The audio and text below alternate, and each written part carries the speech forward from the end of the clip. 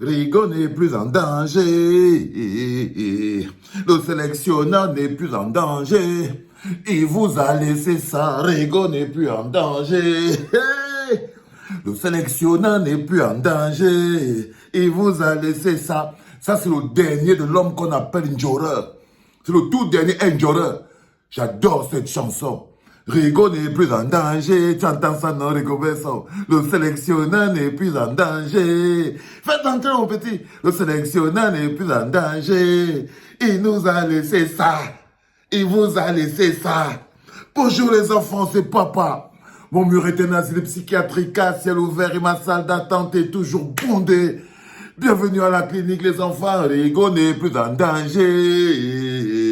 Le sélectionneur n'est plus en danger. Il vous a laissé ça. Bienvenue à la clinique Rigo Besson Banac. Chaque fois que tu entrais ici à la clinique, tu avais l'impression que toi et moi on avait un problème, non? Tu avais l'impression qu'on s'était à croiser quelque part et tu avais dit que car tu as les mains sur la chose publique, le traitement que tu reçois ici à la clinique est digne de quelqu'un qui a ses deux mains sur la chose publique. Mais tu vois là, c'est bien. Tu vois la différence qui existe maintenant entre entendre le bruit et être dans le bruit, non? Il voit lui-même. Rigo Besson Banac. Tu vois toi-même la différence. Parce que je voulais que tu reviennes à la clinique ici. Déjà, pour te rassurer que tu vois très bien qu'on n'avait pas un problème personnel. Mais on n'avait aucun problème personnel. Tes histoires, tu montes haut. Qu'est-ce que j'ai même fait au gars là? Oh, la haine veut tuer le gars là. Il est seulement sur mon dos. Oh, les gens qui ont réussi. Tu avais dit que je te connais où, mon frère? Pour que toi et moi, on ait tous les problèmes là, Kozo.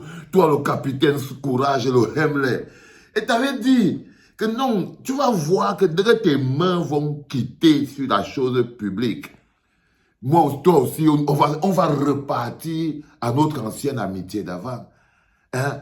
Et te voilà aujourd'hui, quand tu entends tout ça, tu es à l'aise, non? Tu es calme. Même pour ta santé mentale. Tu te dis que, hey, heureusement que je ne suis plus dans le bruit là. Parce que quand tu écoutes maintenant le bruit de l'extérieur, qu'est-ce que tu penses, toi? Hein?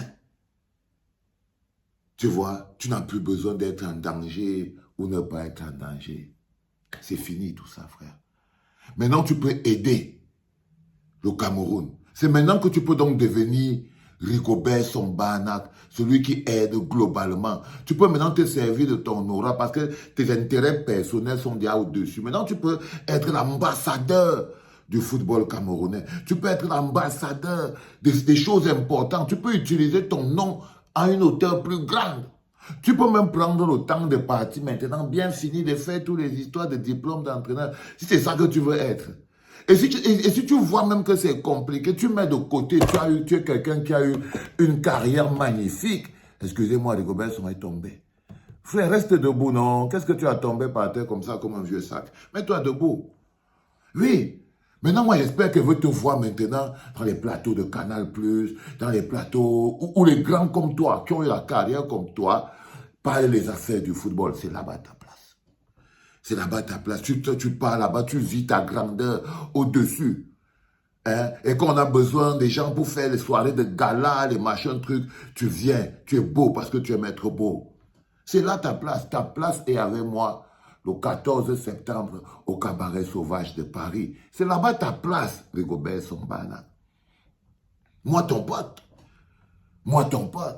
qui te fait une invitation. Tu vois, je t'avais pas... Comme je te disais, est-ce que tu pourrais penser que moi, je vais t'inviter pour venir? Tu crois qu'on avait des problèmes, non? Alors qu'on n'avait aucun problème, bro. On n'avait aucun type de problème que ce soit. Moi, je te dis, tu as Mola qui a les dos. Viens faire la fête de papa, la fête de l'amour, parce que les présents sont comme les vos autres, comme ça là. C'est là maintenant que tu dois être, quand papa organise la croisade de l'amour. Parce que c'est comme ça qu'on appelle le nouveau projet, le nouveau concept dans lequel papa travaille.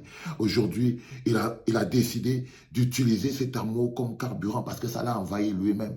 Et un gars comme toi, c'est là où tu dois être. Tu ne dois pas être dans les micmacs en bas, des couilles. Non, tu dois venir là pour donner la puissance, pour donner la force. C'est ta place devant nous là, avec tout ton peuple. Avec tout ton peuple. Et on va chanter ensemble. Rigo n'est plus en danger.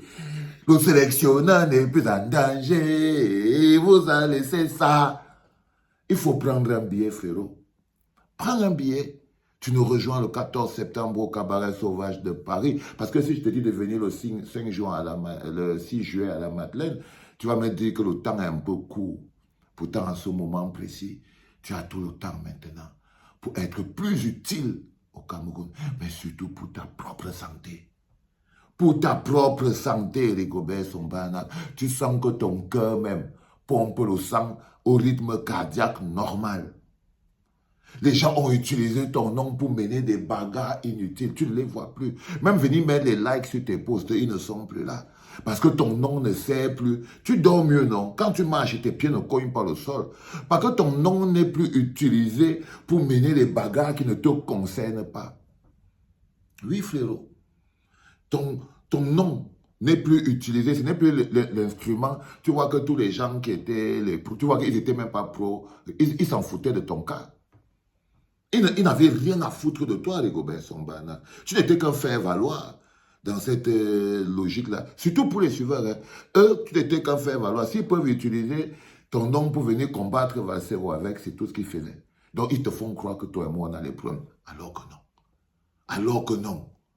Moi, je n'ai que le respect pour toi. Je n'ai que le respect. Et c'était dans la protection de ce respect. Tu es sorti de là.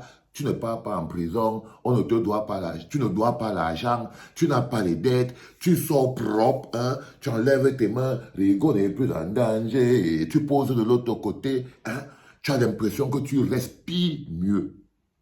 N'est-ce pas? Vous avez dit quoi? Et vous avez dit quoi? Le gars est d'abord choco. C'est-à-dire que tu sens que le stress est parti. Et quand tu le vois, là, il est assis ici. Il est d'abord beau, tranquille, il a la plénitude sur sa tête.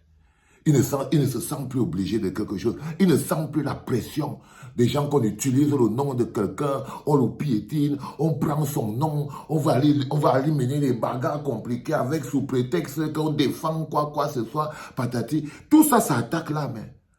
Tout ça, ces choses-là, quand vous entendez les gens prennent les noms des gens pour aller mener des bagarres avec, ça impacte sur l'âme de la personne dont vous utilisez le nom. Quand tu prends le nom de quelqu'un pour aller insulter les gens avec, quand tu prends le nom de quelqu'un pour aller faire la violence aux autres gens avec, tu influences et tu impactes l'âme et l'esprit de la personne dont tu utilises le nom. C'est son karma aussi que tu salis. Quand tu prends le nom de quelqu'un pour aller parler peut-être la maman de quelqu'un avec ça, loin, pour aller insulter avec, pour manifester ton amour empoisonné sur le nom de quelqu'un. Tu sens que maintenant la vie, quand on n'utilise pas ton nom pour les bagarres inutiles, non?